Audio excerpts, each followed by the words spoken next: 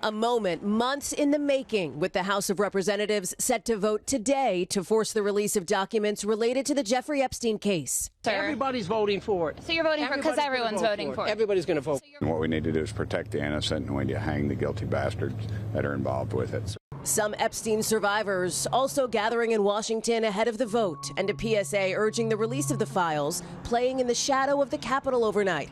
The late surge of support in Congress coming after a dramatic reversal from President Trump after months of resistance and a pressure campaign. Now, I'm all for it. The president saying he doesn't want the controversy to detract from his priorities, but adding he'd sign the bill into law, pressed by NBC's Garrett Haake. You would sign it if Give it comes them through, everything. Sure, I would.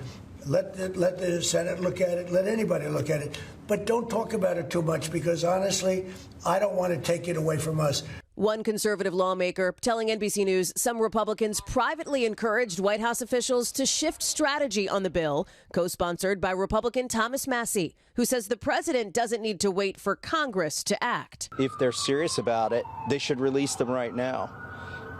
It's that simple. The president, who's not been accused of wrongdoing related to Epstein, has said his association with the sex offender ended in the early 2000s.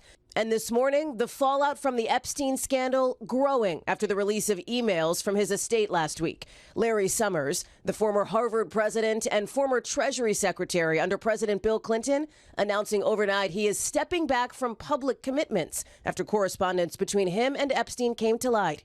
Summers, who hasn't been accused of involvement in Epstein's crimes, writing, quote, "I am deeply ashamed of my actions and recognize the pain they have caused." Okay, so Hallie, the vote's happening today. Any idea at this point what might even be in the rest of the files?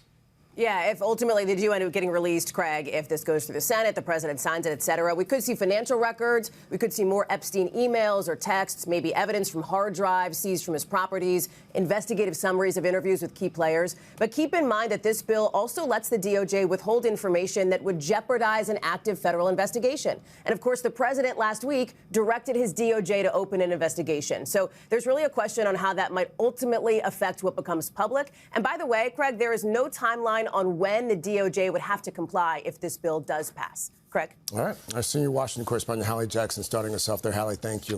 Hey, thanks for watching. And don't forget, you can catch the Today Show every morning on NBC or take Today when you're on the go. Just follow the Today podcast on Apple Podcasts, Spotify, or wherever you listen.